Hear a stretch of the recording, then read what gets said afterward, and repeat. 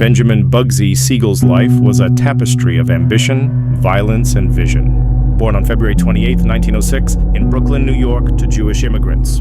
Growing up in a poor neighborhood, as a teenager, he became involved in petty crimes, and by the age of 16, he was associated with murder. Siegel's reputation for ruthlessness grew quickly. In his early 20s, he had worked his way up through the ranks of organized crime. He formed an influential partnership with his childhood friend, Meyer Lansky, who was more methodical and strategic than Siegel.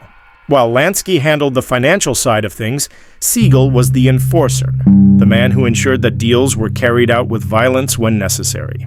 By the mid-1940s, Siegel had his sights set on Las Vegas, the desert city that was on the verge of becoming the epicenter of American gambling. He saw the potential in the town, the possibility of transforming it into a glittering mecca for tourists and gamblers alike. Siegel partnered with his old friend Lansky and other mafia figures to open the Flamingo Hotel and Casino in 1946.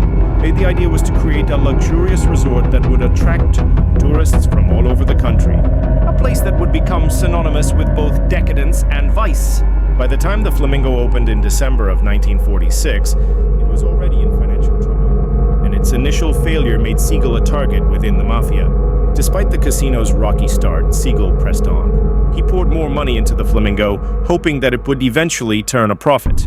However, the failure of the casino to meet expectations caused friction between Siegel and his mafia backers. As 1947 rolled around, the tension escalated. By then, the mafia had grown disillusioned with Siegel.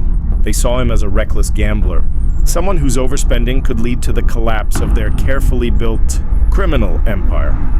On June 20th, 1947, while Virginia Hill was away in Europe, Siegel was sitting alone in his mansion, reading the newspaper. He had been enjoying a quiet evening at home, but this tranquility would be shattered by an event that would forever change the history of organized crime. Around 10:45 p.m. that fateful night, a single rifle shot rang out. It struck Bugsy Siegel as he sat in his living room, killing him instantly. The bullet tore through his face and several others followed, striking his body. The brutality of the attack was shocking. 9 bullets hit him, including one that struck his left eye, and another that lodged in the wall behind him. There was no sign of a struggle or forced entry. The killer had executed the hit with cold precision, and no one had witnessed the crime. The police investigation into Siegel's death began immediately, but the mystery surrounding his murder deepened. Despite the high profile of the case, no one seemed to know who was responsible.